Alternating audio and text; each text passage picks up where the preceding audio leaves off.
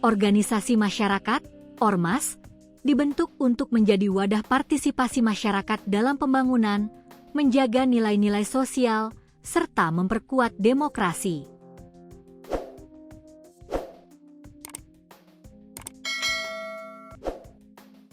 Namun belakangan, sejumlah oknum justru menyalahgunakan atribut organisasi untuk melakukan pemerasan, misalnya meminta uang keamanan, pungutan liar atau tekanan pada pelaku usaha.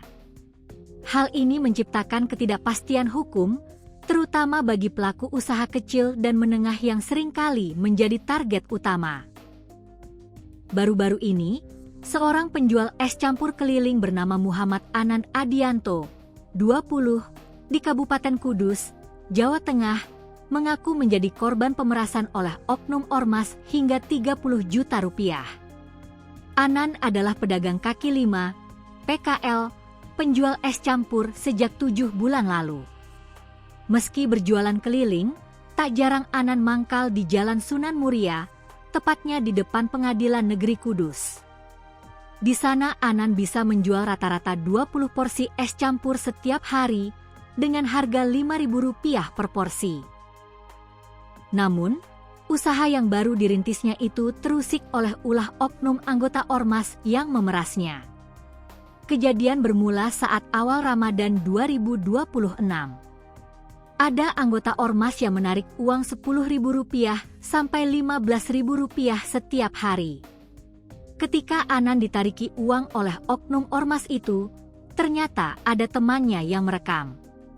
Belakangan, aksi penarikan uang tersebut viral di media sosial. Dari sini masalah muncul. Oknum anggota ormas itu lantas menemui Anan di kediamannya di Desa Burikan, Kecamatan Kota Kudus. Saya didatangi di rumah, minta tahu siapa yang merekam. Singkatnya, tiba-tiba mereka meminta untuk uang damai, kata Anan saat ditemui di tempat ia jualan di Jalan Sunan Muria, Selasa, 14 April 2026, dilansir tribunjateng.com. Uang damai yang diminta oknum ormas itu senilai Rp30 juta. Adapun dalih permintaan uang damai itu untuk menarik laporan polisi. Sebab, oknum anggota ormas itu mengancam akan melaporkan Anan dan temannya yang merekam video ke polisi dengan jerat Undang-Undang UU Informasi dan Transaksi Elektronik (ITE). Saya juga diancam tinggal nama atau penjara, ucap dia. Setelah mendapati ancaman itu, Anan kemudian menyetor uang Rp5 juta. Sementara itu, temannya yang merekam video memberi Rp15 juta kepada oknum ormas itu sehingga total uang yang sudah disetorkan senilai Rp20 juta. Saya kasih uang muka Rp5 juta. Itu uang dari ibu saya, kata Anan.